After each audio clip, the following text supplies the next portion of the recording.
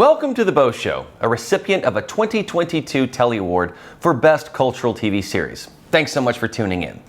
The Supreme Court is handing down a number of decisions just before their recess, and they've been significant ones. Of course, the biggest and most evocative was the overturning of Roe v. Wade, which has resulted in numerous protests across the country. But they also issued a decision this week in Kennedy versus Bremerton School District in Washington State. This case revolves around Joseph Kennedy, a high school football coach at Bremerton High, who prayed at the 50-yard line after games were over. The Bremerton School District forbade him to do that, saying that he was giving the school the appearance of endorsing a religion. Kennedy claimed that the school was violating his religious freedom in doing so. Let's look at Justice Neil Gorsuch's opinion, writing for a 6-3 majority. He says, quote, "Both the free exercise and free speech clauses of the First Amendment protect expressions like Mr. Kennedy's. Nor does a proper understanding of the amendment's Establishment Clause require the government to single out private religious speech for special disfavor.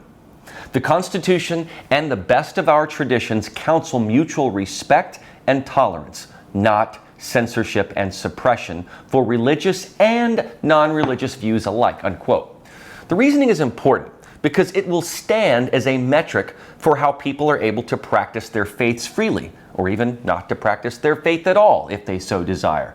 And I want to get to that because Joseph Kennedy insisted that he was acting on his own behalf, expressing his own religious views, not on behalf of the school. The school, on the other hand, felt that the students looked up to the coach and felt coerced into praying with him. The dissenters, the usual Sotomayor, Kagan, and Breyer, felt that the court has consistently recognized that school officials leading prayer is constitutionally impermissible, and that this ruling did a disservice to the separation of church and state. But let's really look at this. The coach went to the 50-yard line after the game was well over and prayed on his own behalf. Certainly, he may have invited any players who wished to also express their own demonstration of faith and pray with him. But of course, that would be voluntary. This is not the same thing as a teacher leading a school prayer in a public school. That kind of unified coercion could be indeed viewed as a school endorsing religion or a particular religion. The fact that Kennedy prayed after the game indicates to me that he was no longer coach at that moment, but a private citizen wanting to exercise his faith. He did not require students or players to participate in this prayer, but some did. They also would be exercising their right to speech and religious expression, which is specifically mentioned in the amendment to the Constitution. But listen to Sotomayor's reasoning in her dissent, quote, "Today's decision is particularly misguided because it elevates the religious rights of a school official who voluntarily accepted public employment and the limits that public employment entails over those of his students who are required to attend school and who this court has long recognized are particularly vulnerable and deserving of protection. In doing so, the court sets us further down a perilous path in forcing states to entangle themselves with religion, with all of our rights hanging in the balance," unquote. In her mind, which I'm going to presume is a legal mind, but it doesn't sound like it, she thinks that the majority ruled in favor of Kennedy as a school official, thereby reducing the rights of the students, whom she claims are vulnerable and needing protection. Do you not find it curious that this whole year we've been talking about indoctrination of students regarding issues such as gender identity and sexual orientation? It appears that leftists are totally fine with drag queens coming to read to children in school and perhaps even talk about mature adult sexual themes. But a coach voluntarily praying after a game? No way. They draw the line. Remember that many schools were not even informing parents of visiting speakers. This is why many parents became so irate at school board meetings when they learned that schools were teaching critical race theory and gender fluidity, and they rejected it. Leftists don't want your kid learning about Christianity or Judaism. That's religion. We've got to separate church and state. But what about the religion of CRT and gender identity? What about the religion of cultural Marxism? Even climate alarmism has become its own religion, though not recognized formally as one. It's not so much that these justices and liberals want separation of church and state. They want separation of church from state. They want religion to be relegated only to churches and synagogues and temples and houses of worship, well away from vulnerable children, as if somehow children would be tempted to do bad things if they somehow became religious and found faith. I mentioned in a previous show that the Supreme Court ruled that a particular Christian group's religious liberty was violated when the city of Boston refused to fly the group's Christian flag as part of a community program that allowed anyone, without exception, to fly their flag in Boston's City Hall area. In that case, Shurtleff versus City of Boston, the court ruled shockingly unanimously that Boston had singled out Shurtleff and his group for their flag and ruled that they must permit it, since the program was not part of any citywide endorsement of religion. That was a 9-0 opinion. And while the court did not feel that that flagpole was the government speaking, but rather a private group's expression in a declared public forum, that's how they saw it. What is amazing is that such logic was changed in this current Kennedy decision by the 3 liberal justices.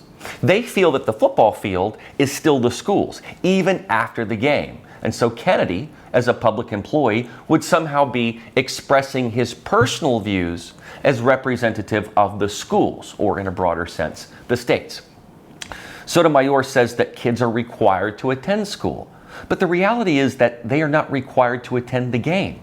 Only the players are, and even then, they are on the team voluntarily. Furthermore, after the game is over, it is no longer an organized sport. People get on their phones, they express opinions about the game, they share conversations, all things that ordinary private citizens do and are permitted to do per the Constitution. But the dissenters somehow think that the coach, being in his elevated position, would coerce the players to pray with him, or perhaps even give the impression that if they don't pray, they might not play. Now, that is an egregious presumption. I think about Tim Tebow, who would kneel during the game as a measure of his own personal prayer. Many criticized him for this, but it was Tim's right to express his own faith. However, when Colin Kaepernick knelt during the national anthem, it was for no religious reason, but to protest a social cause. And that is also a form of protected speech. While he thinks he was excommunicated from the NFL for that, his kneeling has widely been celebrated. And his kneeling has even persuaded others to do the same thing. Did he coerce them? Did his leadership as a quarterback force others? Well, the truth is that he was a private citizen. And while he could have violated his team's rules, he didn't violate the Constitution. However, if he were in Coach Kennedy's position, imagine this, and he knelt during the national anthem at Bremerton School, would he be considered coercing kids to kneel? Would he be considered expressing a religious belief, or perhaps a non-religious belief, if after the game he went to the 50-yard line to once again express himself for the social cause of police brutality? Would this case be decided the same way? And while I don't care for Colin Kaepernick and find him to be painfully naive and an attention seeker, his kneeling as a hypothetical coach of a high school football team matters. Because if he does it during the game, do we call that protected speech, since it's non-religious? And if he kneels after the game is over on the field, how do we view that? Would Sotomayor, Kagan, and Breyer believe that his First Amendment rights were being abridged if he was told by that school that he can't do that? That the school could be considered endorsing BLM? And while BLM isn't a formal religion, it certainly has its devotees and disciples. And I have to make this reference because Kaepernick's kneeling was a very big deal, socially and culturally. And his kneeling became embraced and popularized. He was awarded huge Netflix and Nike deals. And I'm making this reference to make the point that, is it because Kennedy is a Christian that his kneeling is bothersome to the school in the way that Shurtleff's Christian flag was the problem for Boston? Is it because religious expression that is Christian as the majority religion in America is the only one really seen as needing separation from the state? We need to remember that much of the reason the Establishment Clause was created was so that there would be no one religion dominating others. For instance, Presbyterians don't want Baptists telling them what to do. America was founded on religious liberty because of prior persecution.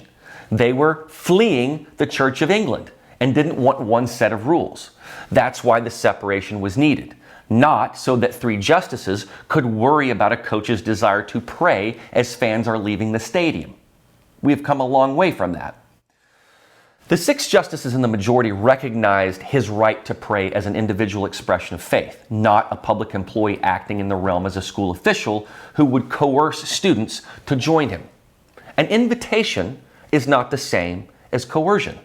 Kennedy even invited a legislator and a journalist to watch his 50-yard line prayer. However, the Bremerton Board gave him a bad performance evaluation and fired him eventually. Lower courts rejected Kennedy's religious liberty claim, saying that because he chose a football field, he is more public official than private citizen. Does it seem more like Kennedy was a school official or his private self when praying after games? Almost anyone who ever prays is doing so always as a personal matter, even if the prayer involves others. The Supreme Court believes the government overstepped and censored Kennedy, which is forbidden to do to a private citizen.